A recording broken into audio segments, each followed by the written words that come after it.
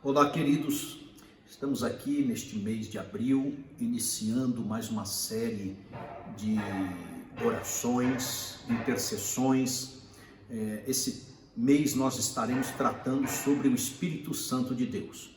Hoje eu falarei sobre as razões porque devo ser cheio do Espírito.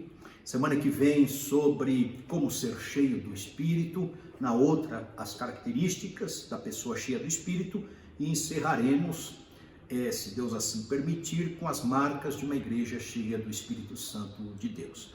Depois estaremos dando a lista de pedidos de orações, de intercessões por toda a igreja. Então fique com esta palavra e medite nela, para a glória de Deus. Vamos orar? Senhor, em nome de Jesus, peço que o Senhor fale conosco nesta hora, que o Senhor abençoe a Igreja Batista Central. Prepare o nosso espírito, prepare o nosso coração, prepare, Senhor, a nossa mente, venha semear o nosso coração com a Tua palavra, venha, Senhor, pulverizar a nossa mente com a comunhão dos nossos irmãos, traz à memória o que pode nos dar esperança, traz, Senhor, no nosso espírito os temas e as causas as quais devemos orar depois desta palavra. Mova a tua igreja em oração, articula a Igreja Batista Central em oração. Deus, derrube as muralhas, Deus, coloque para correr o inimigo, dê ordem aos teus anjos a respeito da tua igreja, abençoe este culto de oração, Senhor, nesta terça-feira à noite, sustente a cada um pelo teu poder, pelo poder da tua palavra, pelo poder da fé, o poder da comunhão, o poder que há no nome de Jesus, o poder da tua obra, em nome de Jesus, o poder da concordância, a qual nós nos ligamos e somos quais teias conectadas, Senhor, para interceder, orar, buscar o mesmo propósito e objetivo, a saber, o sucesso e o avanço da tua igreja, em nome de Jesus. Oramos, Pai, fala conosco nesta hora, em nome de Jesus. Amém. Então, as razões por que devo ser cheio do Espírito Santo. Quando pensamos neste tema, nós temos que ir para a conversão.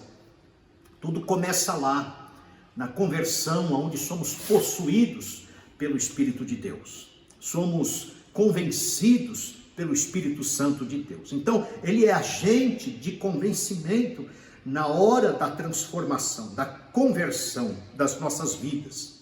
Diz o texto de João capítulo 16, verso 8, o apóstolo falando: quando ele vier, convencerá o mundo do pecado, acerca do seu estado caído, sobre a justiça, que o princípio de justiça foi quebrado desde o Éden, e nós vivemos um mundo marcado pela injustiça, e uma visão escatológica. Ele convencerá sobre o futuro, acerca do futuro, com relação ao juízo de Deus. O juízo virá e ali está o Espírito Santo fazendo ponte para que na conversão este juízo da parte do Senhor seja eliminado. Vale lembrar então que Deus enviou Jesus ao mundo, fez a obra expiatória, e na continuidade e inauguração da igreja, nós temos a pessoa do Espírito Santo.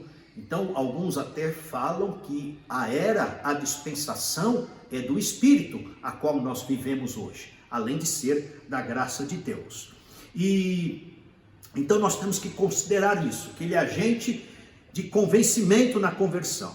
Além disso, o Espírito Santo é agente de intercessão junto com Jesus. O texto de Romanos capítulo 8 vai falar que Jesus intercede por nós como sumo sacerdote. Hebreus também comenta isso. Mas Romanos 8 fala que o Espírito Santo intercede, gemendo, ele clamando, fazendo ponte nas nossas fraquezas, intercedendo, nos assistindo, mediando as nossas vidas junto ao Pai, porque nós não sabemos pedir como convém. E além de interceder, temos que considerar que passamos a ser, depois da conversão, e simultaneamente com a intercessão do Espírito Santo gemendo a nosso favor, que ele é agente residente em nós. Hoje nós somos o templo do Espírito Santo de Deus. O João, escrevendo acerca de Jesus, na fala de Jesus, ele relata lá no capítulo 14, verso 17, ele habita convosco e estará em vós. O Espírito Santo é residente em nós, ele passa a ser residual.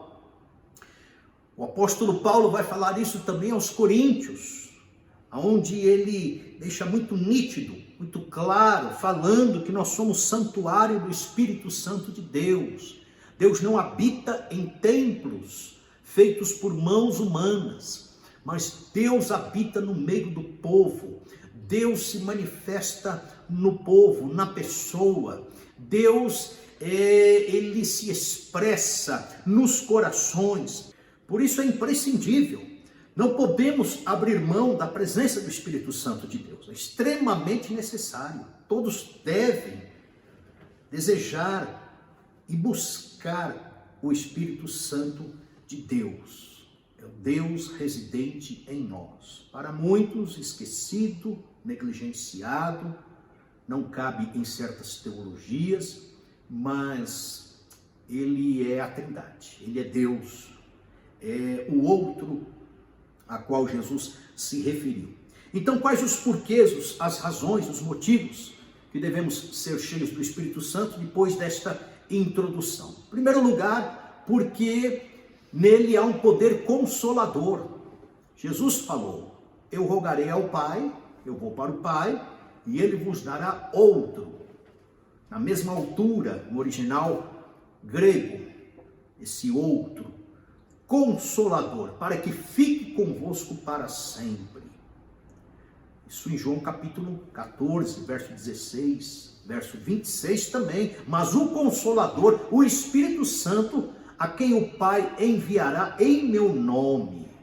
Então, ele é o que se coloca ao lado, o que abraça, o que assiste nas fraquezas, o que ajuda, o que ampara, o que sustenta, o que apoia. Então, a razão é essa, em primeiro lugar. O poder consolador do Espírito Santo. Por isso que é necessário todo cristão buscar, abrir espaço, deixar que o Espírito ventile no coração, testifique, autentique as verdades reveladas na palavra de Deus. Segundo lugar, o poder pedagógico do Espírito Santo. Ele é um mestre. E falo isso novamente em João capítulo 14, verso 26. Agora a parte B do verso que diz: quando ele vier, ele ensinará todas as coisas e vos fará lembrar de tudo o que vos tenho dito. Então o Espírito Santo nos ajuda a lembrar e ele nos ensina, ele pavimenta. Observem na epístola do apóstolo João, no capítulo 2, verso 20, verso 27, ele faz menção disso também, da pedagogia, da didática do Espírito que ensina.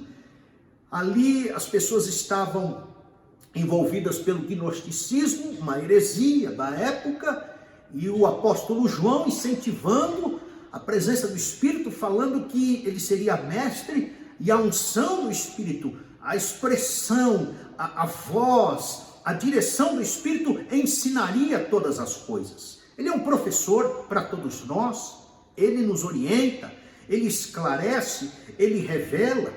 Terceiro lugar, o poder litúrgico do Espírito. Ele dá testemunho no nosso coração acerca da obra do Pai, acerca da obra de Jesus. Ainda em João, agora no Evangelho, capítulo 16, verso 14, Jesus falando: ele me glorificará. Então o Espírito Santo em nós nos ajuda no poder litúrgico a oferecermos a Deus, através de Jesus, adoração, louvor, honra, magnitude, elogios. Então tem um poder litúrgico aí.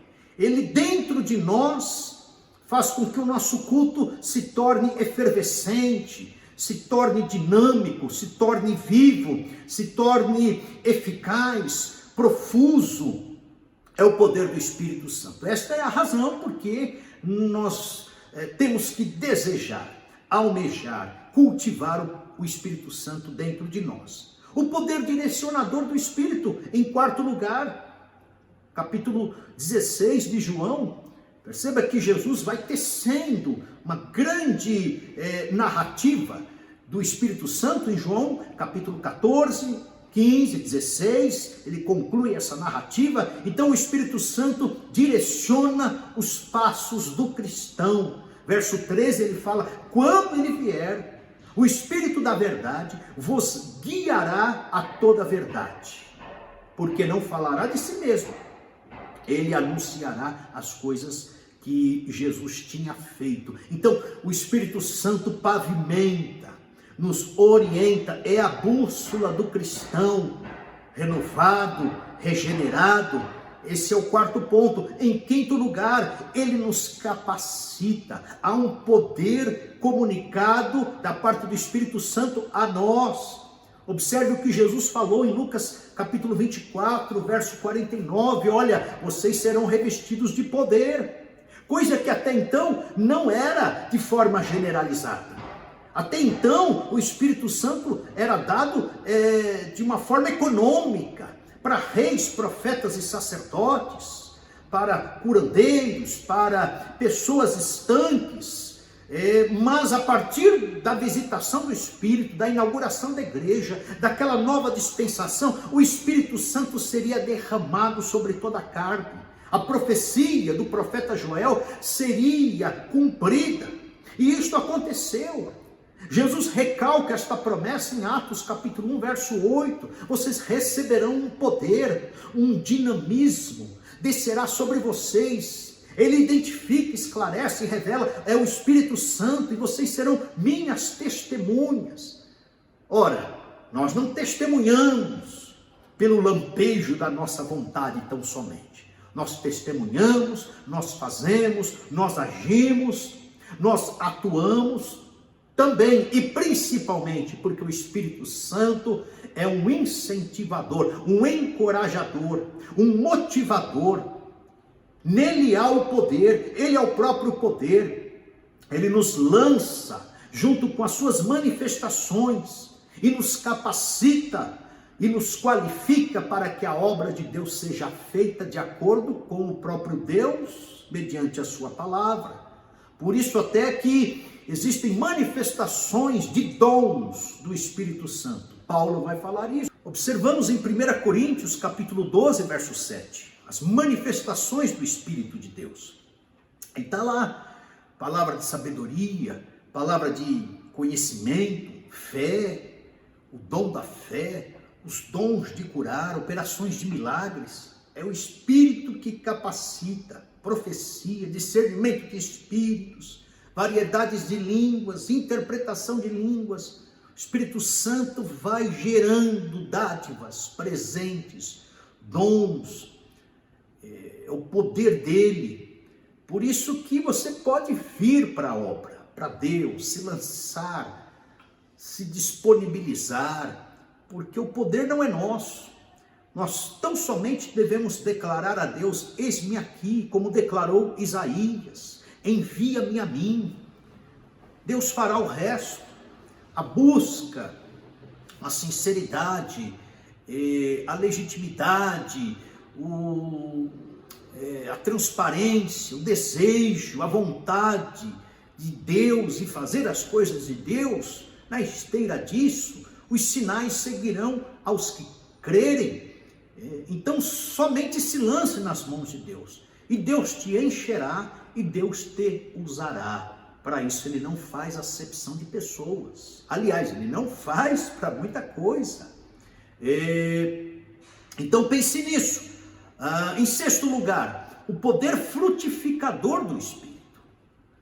Devemos desejar o Espírito de Deus. Esta é uma razão importante para nós sermos cheios dele. porque além do poder capacitador, ele manifesta os frutos. Os frutos são dele. Eu, por mim mesmo, não teria essa gama de qualidades. Sou ciente disso. Eu, por mim mesmo, não teria o elevo destas qualidades. Não tornaria relevante estas qualidades em mim. Mas o Espírito em mim, ele torna relevante, ele torna significativo, ele torna emblemática estas qualidades na vida da pessoa. E quais são elas? Paulo chama de frutos do Espírito. Aliás, ele usa o singular, é o fruto do Espírito. Aqui o que nos vem à mente é aquela famosa mexerica cheia de gomos. Então está lá: amor, gozo, paz, longanimidade, benignidade, bondade, confiança ou fé, mansidão, temperança ou domínio próprio. Uma razão importante. Devemos desejar, almejar, buscar o Espírito pelos frutos que ele dá, para melhorar nossa qualidade, nossa têmpera, nosso caráter. Isso é importante termos. Volto a repetir a lista: amor, alegria ou gozo, a paz, paciência ou longanimidade, a benignidade, bondade, a fé ou confiança, a mansidão, o domínio próprio. Fatores importantes para a natureza humana. Com o Espírito Santo em nós,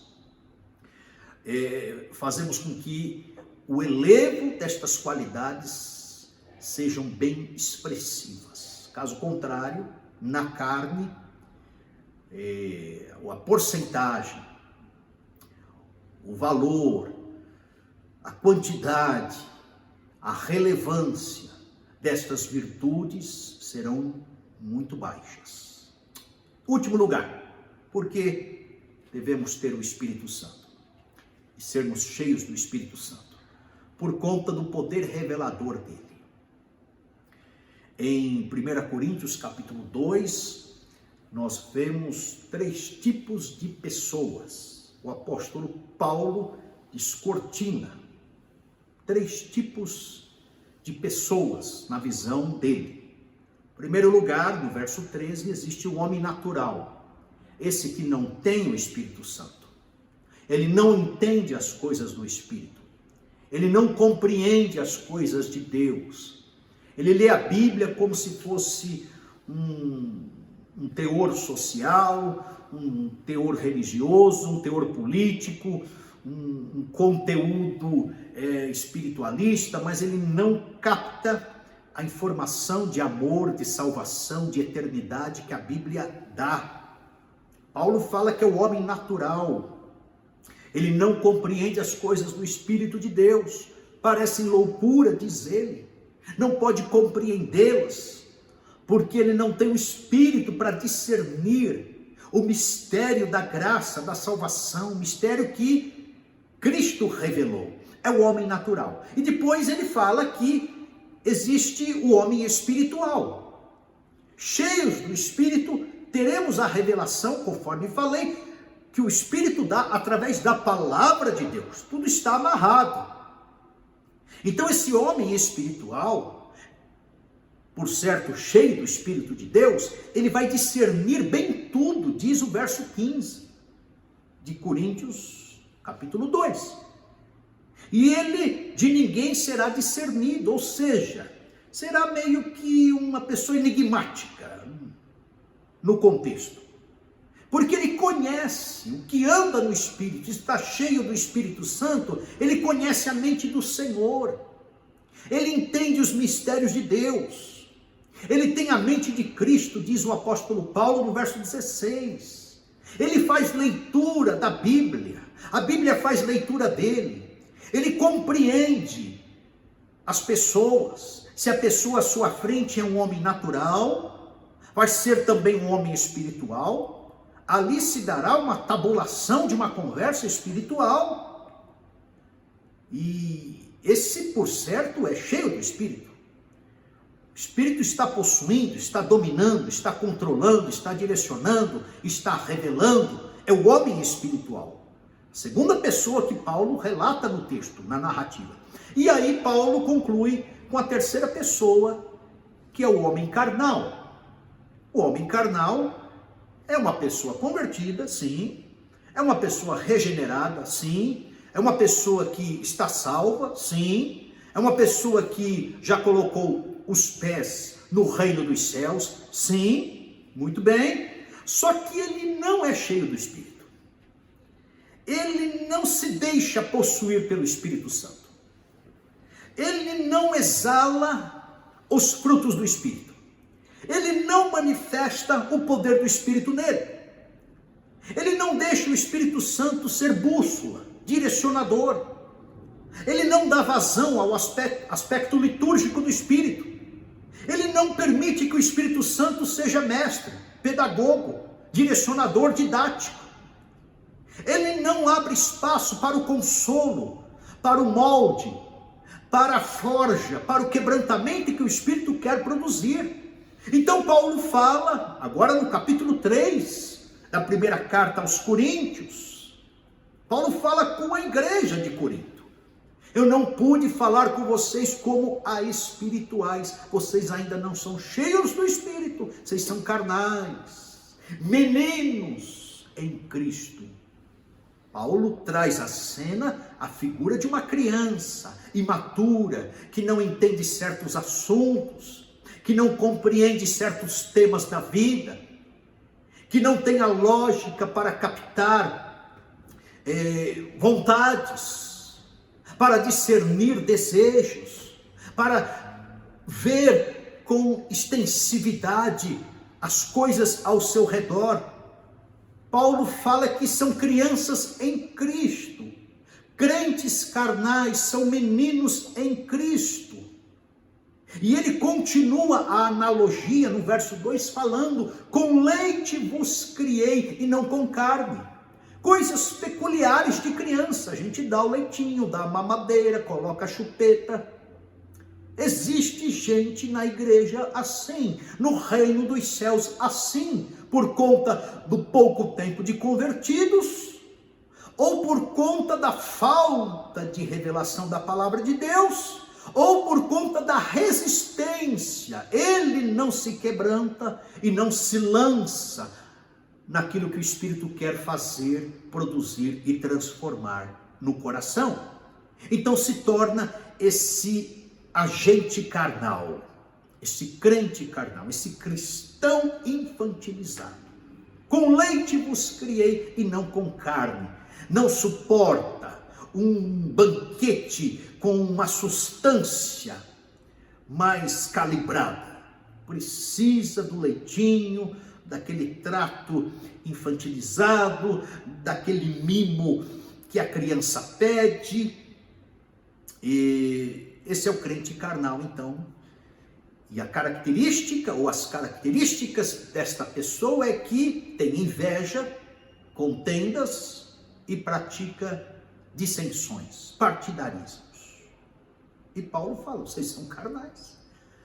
Não adianta desfilar como espiritual se ainda há contenda, inveja, partidarismo.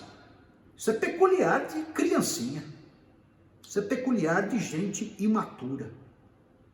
Isso é peculiar de gente que anda segundo o braço da carne e não na direção do Espírito Santo de Deus. Então, queridos, concluindo, precisamos do Espírito Santo, conforme eu já coloquei. Precisamos ser cheios do Espírito. Porque assim como é gradativo o enchimento, é constante, é contínuo o enchimento, não vos embriagueis com o vinho, ou seja, não se conecte nas coisas desta terra, porque senão haverá o esvaziamento do Espírito. Se conecte com o Espírito Santo, aos quais serão cheios. Estou traduzindo nas minhas palavras Efésios capítulo 5, verso 18. Enchei-vos do Espírito. Uma continuidade, uma constância, gradativo isso. As mazelas, o cotidiano, as conectividades desta terra nos esvaziam. Paulo nos exorta, se conecte com o Espírito para que você seja cheio cotidianamente.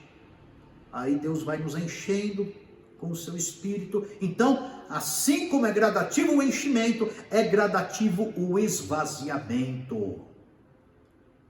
Podemos entristecer, Efésios 4:30, não entristeçais o Espírito de Deus, vamos esvaziar. Podemos, nesse entristecimento, extinguir o Espírito Santo. É uma gradatividade negativa. 1 Tessalonicenses 5,19, não extinguais o Espírito. Uma outra exortação. E podemos chegar na apostasia. O esvaziamento ser tal a ponto da gente negar por completo a obra da redenção. É o que Jesus falou. Olha, e se cairmos aí, será um pecado contra o Espírito. Será a blasfêmia contra o Espírito. É a resistência levada até as últimas consequências. É a polarização da negatividade da fé. Exclusão total de Cristo. E, consequentemente, é o tipo de pecado que não há perdão. A gradatividade do esvaziamento, com entristecimento, volto a dizer, extinção, pode levar à apostasia. Espero que eu tenha, na instrumentalidade do próprio Espírito, te convencido de que devemos ser cheios do Espírito Santo e buscarmos este enchimento diariamente. Que Deus te abençoe. Vamos orar e pedir que o Senhor nos visite. Feche os teus olhos, ore comigo.